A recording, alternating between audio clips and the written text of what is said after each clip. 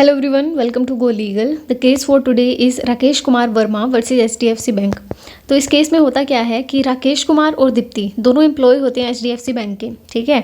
और ये कोई फ्रॉड कोज करते हैं जिसकी वजह से कंपनी जो है इन्हें बाहर निकाल देती है।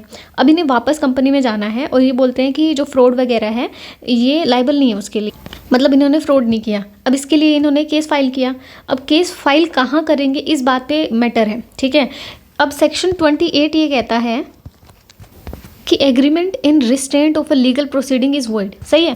और यहाँ पे जो मैटर अराइज हुआ है वो इसलिए हुआ है क्योंकि जो राकेश है और दीप्ति है, दोनों का जब कॉन्ट्रैक्ट बना था, ठीक है, HDFC के साथ, तो यहाँ पे क्लोज था। उस क्लोज में लिखा हुआ था कि कोई भी अगर डिस्प्यूट अराइज होता है तो एक्सक्लूसिव ज्यूरिसडिक्शन किसकी होगी, बॉम्बे हाई कोर्ट की।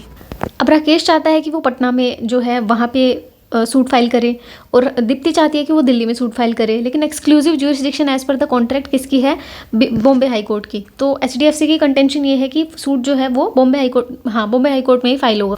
अब यहाँ पे ना दो क्वेश्चन अराइज होते हैं। पहला क्या है, whether the exclusive jurisdiction clause within the employment contract overrides the employee's right to file the suit in the court where they worked और वर टर्मिनेटेड। एक तो ये क्वेश्चन है कि क्या उनकी जो सूट को वो बार कर देता है या उनके जो राइट को है वो बार कर देता है।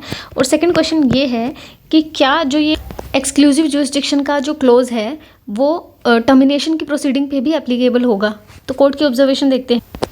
सुप्रीम कोर्ट कहती है कि जो सेक्शन 28 है ना, वो ये नहीं कहता कि आप एक्सक्लूसिव ज्यूरिसडिक्शन का क्लोज ऐड नहीं कर सकते। सेक्शन 28 सिर्फ ये बोलता है कि ऐसा कभी नहीं होना चाहिए कि एक पर्सन है, ठीक है, उसका राइट है टू फाइल अ सूट और गेट द लीगल रेमेडी, तो वो किसी भी वर्ल्ड के किसी भी कोर्ट में सूट ही फाइल ना कर सके, राइट।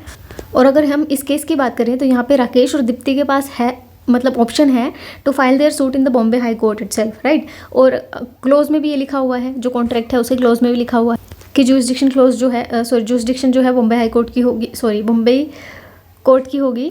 तो यहाँ पे section 28 of Indian contract act जो है एप्लीकेबल नहीं होगा। बस यही था और कुछ नहीं है, राइट। तो केस का नाम दोबारा देख लें, Rakesh Kumar versus HDFC bank.